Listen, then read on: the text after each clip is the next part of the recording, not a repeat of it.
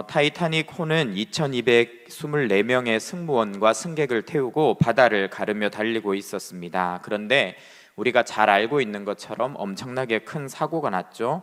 그래서 승객의 68%인 1514명이 사망하는 대형 사고를 당하게 됩니다. 왜 이렇게 큰 사고가 났을까요?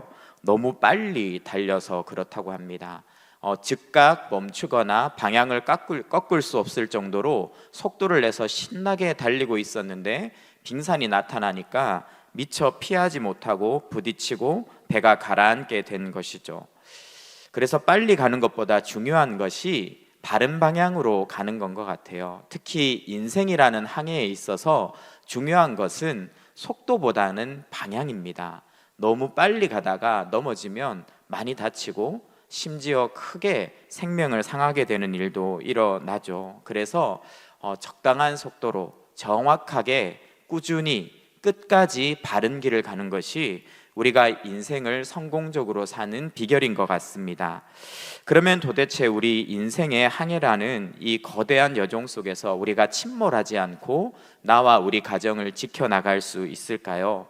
하나님은 하나님의 말씀을 통해서 우리가 인생의 배를 침몰시키지 않고 성공적으로 항해를 마치는 방법을 알려주고 계십니다. 특별히 수많은 영역에 있어서 주님은 말씀해 주시는데 오늘은 자녀 양육과 부부 생활이라는 부분에 있어서 하나님께서 무엇이라고 말씀하시는지를 좀 살펴보려고 하고, 특별히 가장 지혜자였고 가장 하나님 앞에서 탁월했던 사람 중에 한 명인 솔로몬의 잠언을 통해서 이런 부분들을 살펴보려고 합니다. 먼저 오늘 1절과 2절 말씀 같이 한번 다시 읽어보겠습니다. 시작. 내 아들아, 내 지혜에 주의하며 내 명철에 내 귀를 기울여서 근신을 지키며 내 입술로 지식을 지키도록 하라. 첫 번째로 오늘 솔로몬이 우리에게 보여주는 것은 자녀를 말씀으로 양육하는 것이 부모의 책임이라는 거예요. 여기 보면 아들아 라고 부릅니다. 이거는요, 부모가 자녀를 불러서 말씀을 가르쳐야 한다는 것을 보여주고 있어요. 부모는 자녀들을 자기 앞으로 불러서 앉힌 다음에 자녀에게 하나님을 말씀을 가르치는 사명을 가진 사람입니다. 자녀를 가르치기 위해서 부지런히 부르는 것이 부모의 사명이라는 것이죠. 공부하라고 부르는 것이 아니라, 밥 먹으라고 부르는 것이 아니라, 놀러 가자고 부르는 것이 아니라 내 앞에 와서 나를 통해 하나님의 말씀을 배우고 하나님의 자녀를 배우라고 불러야 되는 사명이 부모에게 있다는 것입니다. 거기서부터 자녀 양육이 시작되는 것이죠. 우리 자녀들은요, 늘 무엇인가 몰두하고 살아가요. 게임에 빠져 있기도 하고 책에 빠져 있고 각자의 관심사에 빠져서 쿡 하고 방에 틀어박혀서 안 나옵니다. 그런 자녀들을 불러야 돼요. 아들아, 딸아 불러서 하나님 앞에 앉히는 거죠. 그리고 그 자녀를 말씀으로 가르치는 책임이 부모에게 있다라고 성경은 이야기를 합니다. 그래서 오늘 본문에 보면 내 귀를 기울여서 라고 이야기합니다. 이것은 자녀를 가르치는 것이 신명기의 명령에 순종하는 것임을 보여줍니다. 부모는 자녀를 불러서 하나님의 말씀을 가르치고 자녀는요, 들어야 돼요. 이것이 성경적인 부모와 자녀의 관계예요. 부모에게서는 말씀이 나가고 자녀는 그 말씀에 귀를 기울이고 순종할 때 가정이 건강하게 세워질 수가 있는 것이죠. 그러면 왜 이것이 부모의 사명이고 자녀의 사명인가? 신명기 말씀 같이 한번 보겠습니다. 이스라엘아 들으라. 우리 하나님 여호와는 오직 유일한 여호와시니 너는 마음을 다하고 뜻을 다하고 힘을 다하여 내 하나님 여호와를 사랑하라. 오늘 내가 내게 명하는 이 말씀을 너는 마음에 새기고 내 자녀에게 부지런히 가르치며 집에 앉았을 때이든지 길을 갈 때이든지 누워 있을 때이든지 일어날 때이든지 이 말씀을 강론할 것이며. 하나님께서 무엇이라고 말씀하십니까? 우리 부모가 정말 믿는 사람이라면 하나님을 사랑해야 된다, 이 이야기를 이야기하고 계십니다. 너희가 해야 될 일은 마음과 뜻과 생명을 다해서 너의 하나님을 사랑하는 거야. 그러면 도대체 하나님을 사랑하는 것이 어떻게 표현되니? 먼저 그 말씀을 내게 새기고 내 자신이 순종하는 것과 함께 부지런히 그 말씀을 내 자녀에게 전할 때 하나님이 와, 얘가 진짜 나를 사랑하는구나 라고 생각한다는 거예요. 우리가 자녀를 말씀으로 양육하는 것은 율법이 아닙니다. 어떤 단순한 의무의 차원이 아닙니다. 그것은 우리가 하나님을 사랑한다는 표현이고 주님을 향한 최고의 고백이죠. 그래서 우리가 자녀를 말씀으로 가르칠 때 하나님이 기쁘신 거예요. 하나님이 이 아이가 나를 정말 기뻐하는구나 라고 느끼시는 것이죠. 오늘날도 우리 부모님들은 자녀를 가르쳐야 합니다. 특별히 성경적인 세계관을 가지고 우리 자녀가 일상 속에서 하나님을 따라 동행할 수 있도록 도와줘야 되는 사명이 있는 것이죠. 그런데 도대체 우리 자녀를 언제 어떤 것까지 가르쳐야 되나, 도대체 어느 정도까지 내가 자녀를 말씀으로 지도해야 되나라고 생각할 수 있습니다. 그런데 솔로몬은요, 지금 자신의 아들을 불러서 무엇에 대해서 가르치고 있냐면 부부 관계에 대해서 가르치고 있어요. 성생활에 대해서 가르치고 있습니다. 이것이 무엇을 보여주냐 하면, 우리가 우리 자녀에게 말씀을 가르친다는 것은 단순한 말씀 암송이나 아니면 교리적인 전달을 넘어서서 일상의 실제적인 영역들에 있어서 믿는 사람이라면 어떻게 행동해야 되는가를 정확하게 하나님의 관점에서 가르쳐야 된다는 것을 보여주고 있어요. 사실 자녀들에게 성교육 시키는 거 되게 난감해요. 사실 우리 첫째, 둘째 아이가 이제 성교육이 필요한 때가 됐어요. 초등학교 5학년, 6학년 남자. 그래서 아내가 저한테 자꾸 쿡쿡 찔러요. 성교육하라고 막 찌르는데, 이상하게 이게 입이 안 떨어져요. 성교육 시키려면 참 이것만은 피해가고 싶고, 누가 와서 좀 대신 시켜주면 좋겠는데, 뭐 성교육이야 시켜주죠. 학교에서 시켜주고. 그런데 성경적인 관점에서 성에 대해서 가르치고 거기에 대해서 자녀들한테 풀어주는 것은 학교에서 해줄 수가 없어요. 이것은 정말 부모가 자녀에게 해야 될 중요한 영역입니다. 그래서 세 번째, 성생활에 대한 가르침에, 이거는요, 부모의 가르침이 끝이 없다는 것을 보여주는 반증이에요. 그런데 솔로몬은요, 이 성생활이라는 부분에 대해서 가르칠 때도 그냥 이론적이 아니라 실제적으로 가르쳐요.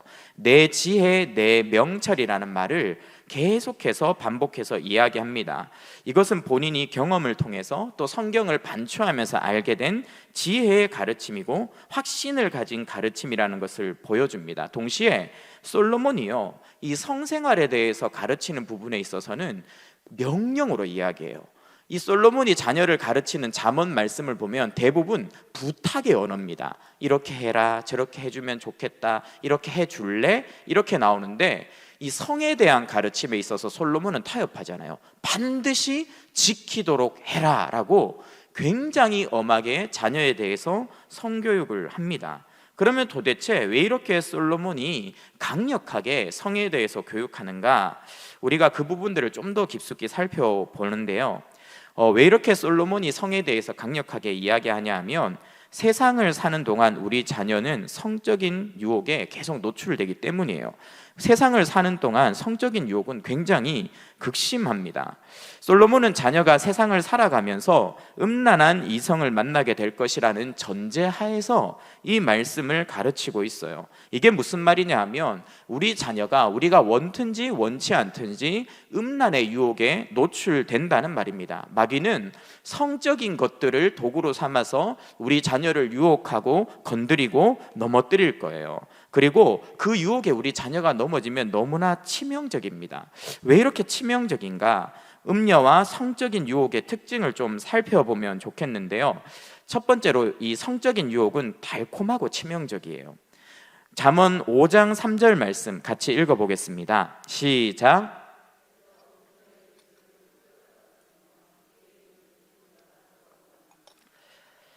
제가 오늘 설교가 약간 수위가 있어가지고 막 마음을 단단히 먹고 올라왔는데 애들이 있어서 제가 지금 이걸 어떻게 해야 되나 생각을 못했어요. 이 가족방학 하는 학교들이 있다는 거를.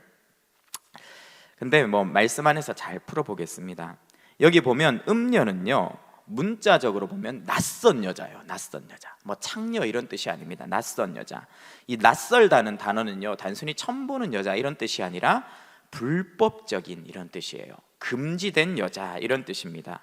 즉 성관계에서는 부부 관계에서는 하나님께서 허락하신 범위 안에서의 관계가 있고 그것을 벗어난 관계가 있다는 것을 전제로 가르치고 있어요. 그런데 이 낯선 여자, 이 낯선 이성, 하나님께서 허락하신 범위를 벗어나는 성관계가 우리한테 독극물처럼 칼처럼 위협적으로 다가오면 아무 문제가 되지 않아요. 그런데 5장 3절에 뭐라고 묘사합니까? 꿀, 이렇게 이야기하죠. 기름. 꿀과 기름은 음식의 맛을 더해주고 너무나 꼭 필요한 그런 것입니다. 굉장히 이거 관능적이면서도 매혹적인 그런 표현으로 성을 묘사하고 있어요. 그래서 사실 우리 자녀들이 성적인 유혹이 다가올 때 이것을 끊어버리고 뿌리치기 어려운 이유는 달콤하기 때문입니다. 끌려요. 성적인 유혹이 왔을 때 육신이 동하는 일들이 일어나게 됩니다. 그래서 딱 끊어버리고 돌이키기가 힘든데 그 매혹적인 성적인 유혹 뒤에는요 날카로운 칼이 있다고 이야기를 해요. 잠언 5장 4절 말씀 같이 읽어보겠습니다. 시작. 나중은 쑥같이 쓰고 두 날 가진 칼같이 날카로우며, 뭐라고 말합니까? 꿀인 줄 알았는데, 부들부들한 기름인 줄 알았는데 그것을 실제로 내가 맛보는 순간 쑥처럼 써지고 칼처럼 날카롭게 나를 해친다는 겁니다. 낚시랑 같은 거죠. 낚시에다가 이렇게 미끼를 끼워서 낚시꾼들이 던져요. 우리 집도 꼭 놀러 가면 낚시를 해요. 그런데 이렇게 물속에 탁 들어가 가지고 물안경을 쓰고 손낚싯대로 이렇게 바위 사이에 이렇게 바늘에 미끼를 달아서 하면 물고기들이 환장을 하는 게 눈에 보여요. 이게 안에 뾰족한 게 있는데 서로 먹으려고 막 달려들다가 반드시 한 마리는 그걸 덥석 뭅니다. 남들한테 안 뺏기려고. 그러면 이제 꼼짝없이 끌려서 올라오는 거죠. 그런데 이 물고기가 욕심이 크면 클수록 깊이 물어요. 그러면 더 크게 다쳐요. 이렇게 살짝 겁나서 문 애들은 이렇게 입술만 딸려서 오는데 이거를 덥석 무는 애들은 목구멍까지 넘어가기도 하고 심지어 막 눈을 뚫고 나오는 경우도 있어요. 그래가지고 막 마음이 아프거든요. 그런데 이 성적인 유혹이라는 게 그래요. 달고 좋아 보여서 꿀꺽 삼키잖아요. 그것을 적극적으로 받아들일수록 크게 다쳐요. 그 안에는 칼날이 있어가지고 마치 이 미끼를 문 물고기가 물 밖으로 끌려나가서 횟감이 되는 것처럼 하나님의 백성들이 이 성적인 유혹에 빠지면요 너무 달콤해서 들어갔는데 나오는 곳에서는 정말 처참하고 지옥과 같은 고통을 당하게 된다는 겁니다.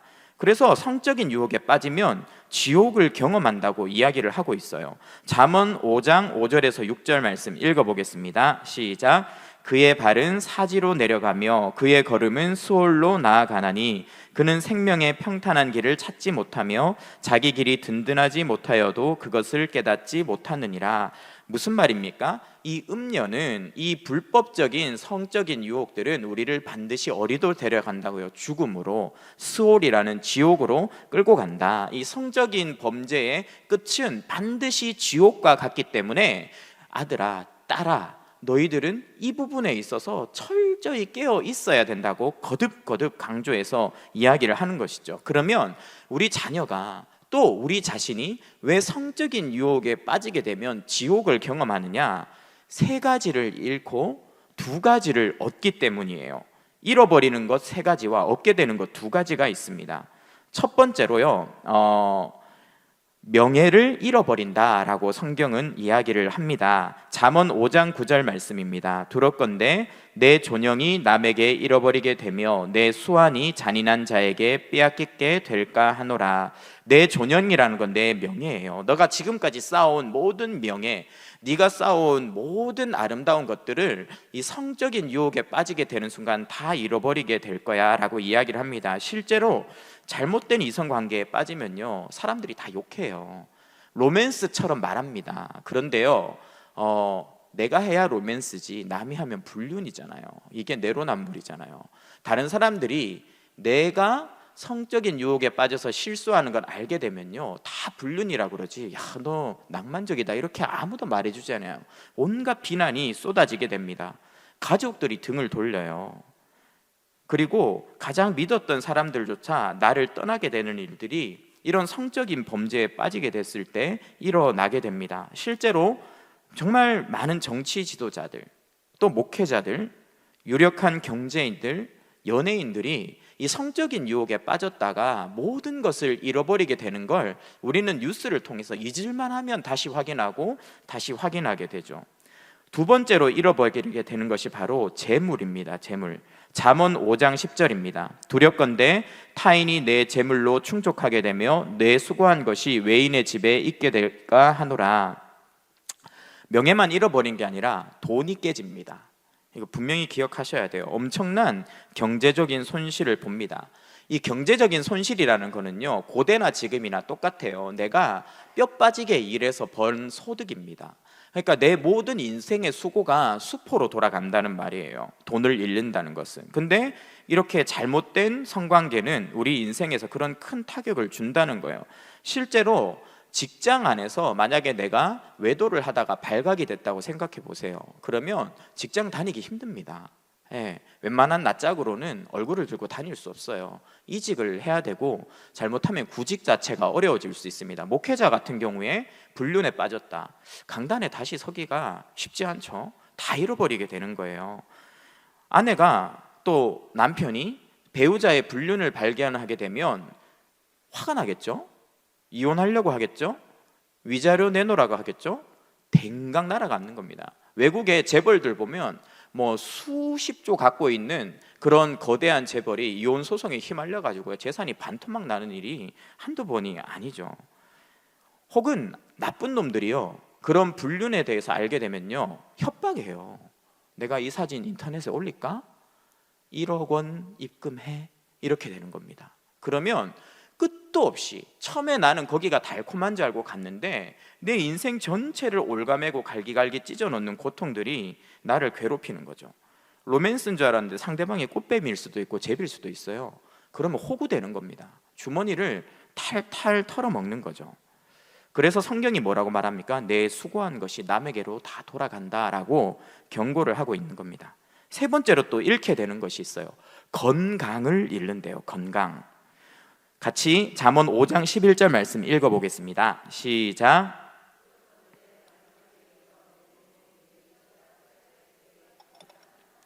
네, 건강을 잃는다. 분명히 경고합니다.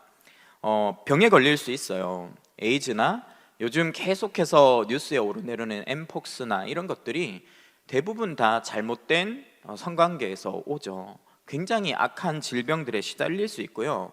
굳이 이런 질병에 걸리지 않더라도 불륜이 탄로나고 자기의 수치가 세상에 까발려지고 돈 잃고 이렇게 되면 스트레스 때문에 건강도 잃어요. 시름시름 앓다가 각종 병에 시달리게 되는 겁니다. 그래서 절대로 이 성적인 유혹은 가까이 해선 안 된다. 그리고 우리 자녀가 특별히 정말 어릴 때 이런 죄에 빠지지 않도록 지켜줘야 돼요. 정말 너무너무 중요한 문제입니다.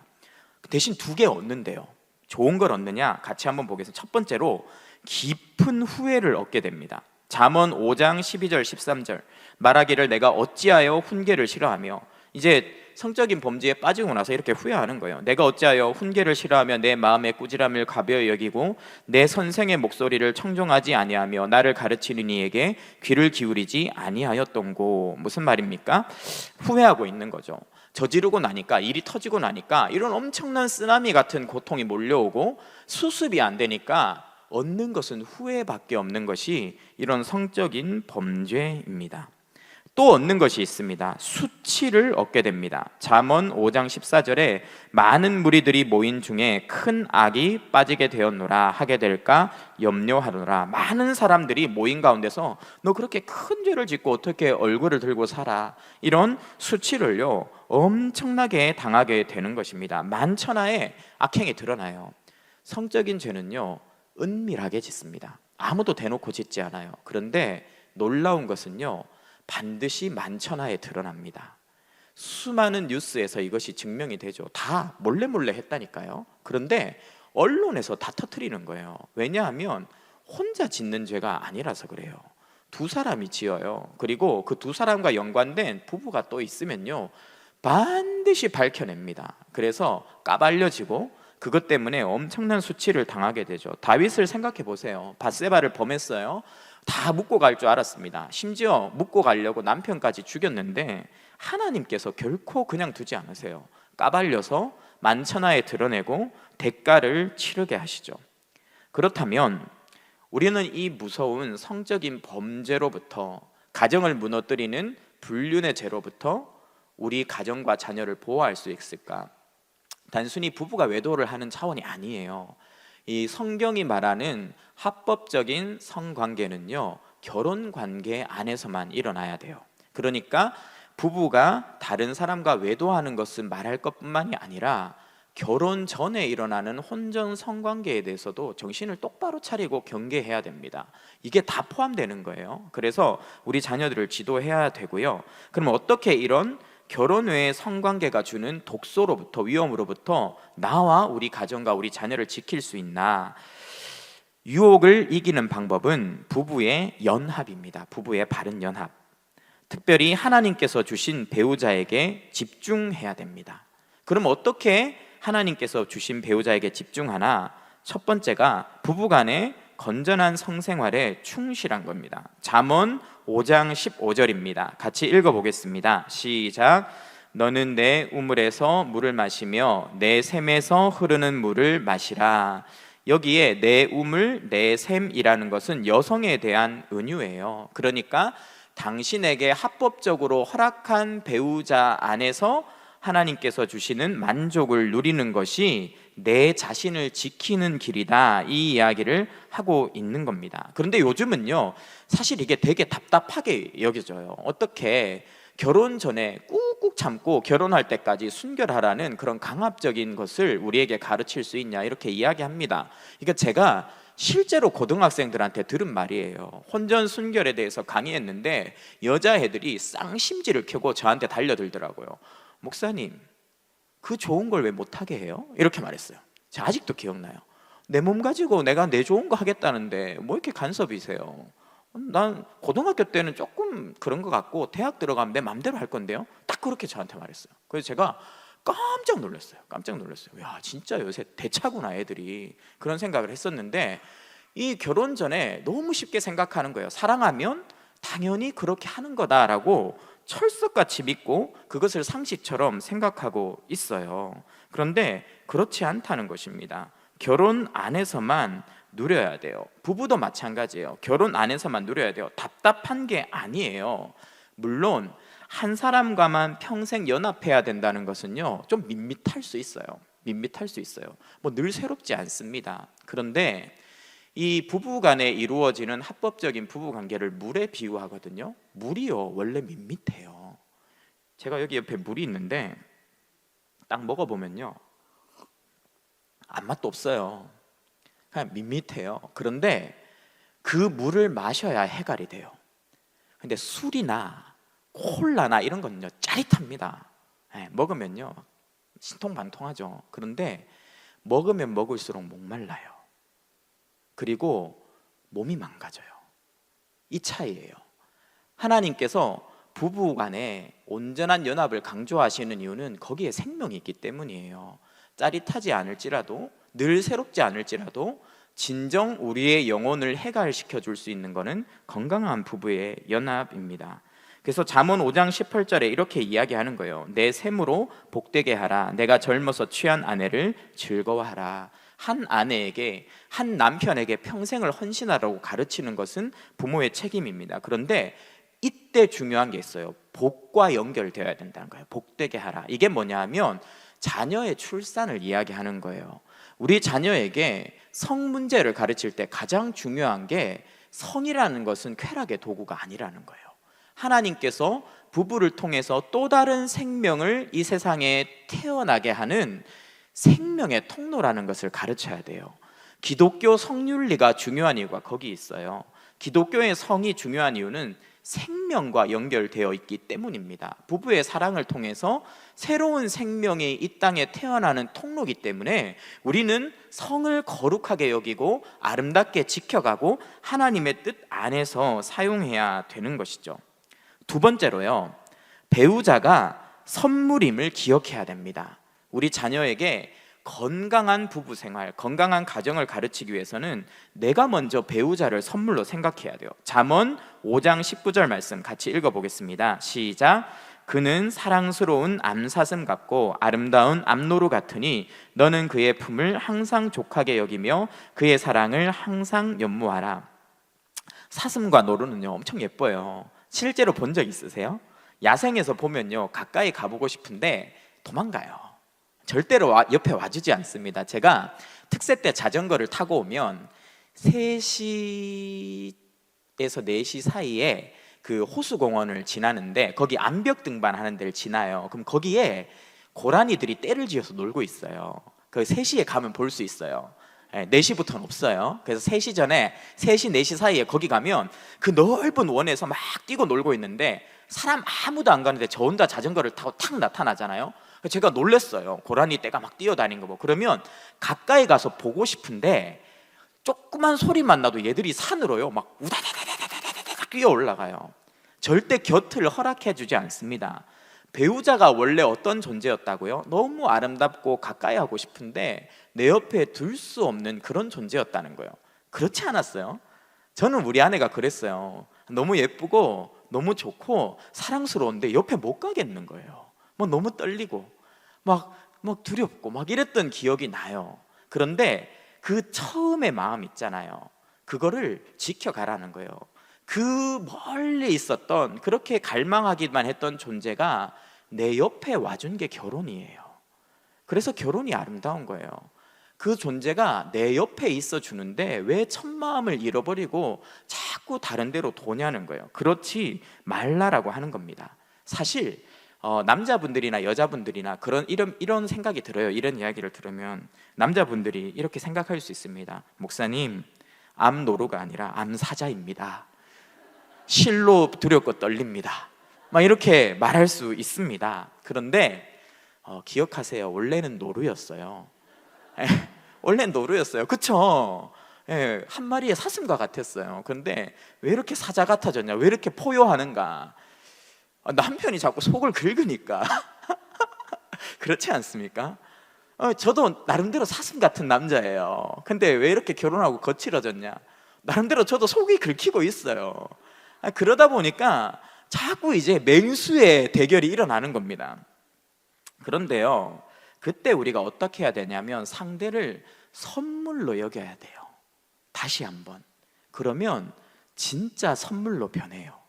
이게 믿음의 원리예요. 특히 부부 관계를 하나님이 허락하시는 이유는요, 그 관계에서 복음을 경험하라고 그런 거예요. 잠언 5장 21절 말씀 같이 읽어보겠습니다. 시작. 대저 사람의 길은 여호와의 눈앞에 있나니 그가 그 사람의 모든 길을 평탄하게 하시느니라. 부부 관계에 대한 가르침은 신학적인 가르침입니다. 여기에 보면 이 부부의 관계를요, 여호와의 눈앞에 있는 것으로 이야기를 해요. 하나님이 네가 어떻게 가정에서 자녀를 대하고 아내를 대하는지를 눈으로 보고 계신다, 이 이야기를 하고 있는 거예요. 그래서 우리가 아내를 대하고 남편을 대하고 배우자를 대하고 자녀를 대하는 태도는요, 하나님의 관점에서 이루어져야 된다는 겁니다. 그러면 하나님은 어떻게 배우자를 대하세요? 하나님의 배우자가 있어요? 있죠. 이스라엘이죠. 우리죠.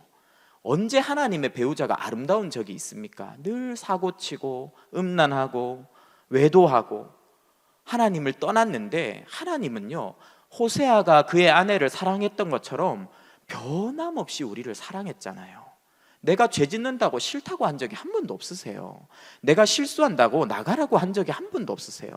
늘 우리가 하나님 앞에 다시 가면 기다렸다 해주시고 똑같이 사랑해 주시고 똑같이 은혜를 주셨던 그 아버지, 그 배우자이신 하나님의 모습으로 우리가 우리 아내를 대하는 것이 우리가 배우자에게 선물이 되는 길이고, 또 배우자가 우리 자신을 또 선물처럼 그렇게 경험하는 길입니다. 그래서 하나님께서 이렇게 이야기하시는 거예요. 내 눈앞에서 부부 생활을 해라. 내 눈앞에서 자녀 양육을 해라. 특별히 너희의 부부 관계 안에서 복음이 드러나게 해라라고 이야기를 하고 계시는 겁니다. 네, 말씀을 마무리하도록 하겠습니다. 제가 신명훈 목사님 모시기를 기다리고 있었어요. 목사님이 새벽 설교 녹화하고 오셨어요. 그래가지고 말을 좀 평소보다 천천히 했습니다. 말씀을 마무리하겠습니다. 사실 이렇게 믿음으로 자녀 키우고 믿음으로 부부 관계를 지키는 것은 결코 쉽지 않아요. 계속 낙심하고 좌절하는 상황이 와요. 화가 나는 상황이 생깁니다. 그런데 주님은요, 분명히 말씀하셨어요. 마태복음에 보면 주님이 베드로에게 이렇게 가르치세요. 내가 도대체 언제까지 용서해야 됩니까? 7번씩 70번이라도 해라. 끝없이 용서해라. 예수님의 말씀이 뭐냐면, 내 자녀가 실수할 때, 내 배우자가 실수할 때 가서 이 마태복음을 한번 보세요. 그에게 말씀으로 가르치라고 해요. 그래서 그 말씀을 듣고 회개하면 몇 번이라도 용서하고 덮어주는 것이 바로 내가 원하는 부모와 자녀의 관계고, 부부의 관계고, 교회 안의 지체의 관계야. 한없이 용서를 반복해 라고 주님은 요구합니다. 우리의 제자도는요, 우리가 가족과 어떻게 관계하느냐에 따라서 결정됩니다. 그리스도의 제자라고 주장하면서 가족들을 대하는 방식에서 예수님의 명령에 순종하지 않고 용서하지 않는다면, 다시 한번 그 관계를 새롭게 하려고 몸부림치지 않는다면 나의 제자도는 결코 건강하지 않습니다. 결혼은 우리가 그리스도의 형상을 닮아가도록 하는 혹독한 훈련의 장이에요. 자녀를 통해서도, 배우자를 통해서도, 그 관계에서 오는 아픔을 통해서 우리는 더 예수님을 닮아가게 될 것입니다. 오늘도 주님은 결혼 생활을 통해 우리가 예수님을 향한 나의 충성심을 증명하기를 기다리고 계십니다. 자녀를 말씀으로 양육하고 배우자를 변함없이 사랑해서 우리가 진실한 예수님의 제자라고 인정받는, 사랑하는 모든 성도님들 되시기를 주님의 이름으로 축원합니다. 오늘 우리 눈물로 함께 찬양하고 하나님 앞에 나아가도록 하겠습니다. 사랑하는 우리 자녀들이 예수님의 크신 사랑을 우리의 가르침을 통해 경험하도록, 주님, 우리 부부의 관계가 말씀 안에서 온전히 회복되도록 주님 붙잡아 주십시오. 간절한 마음으로 찬양하겠습니다.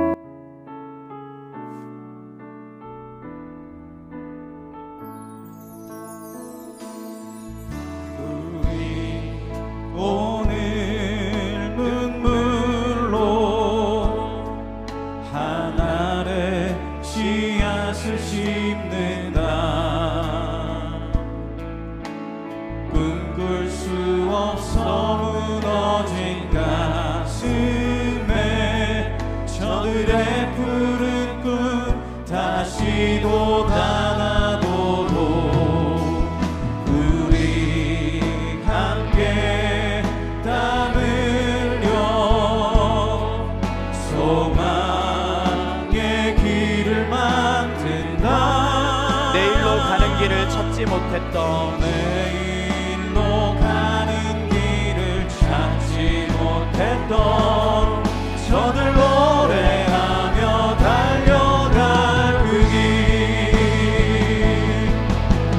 그날에 우리 보리라. 새벽 이슬 같은 저들 일어나 뜨거운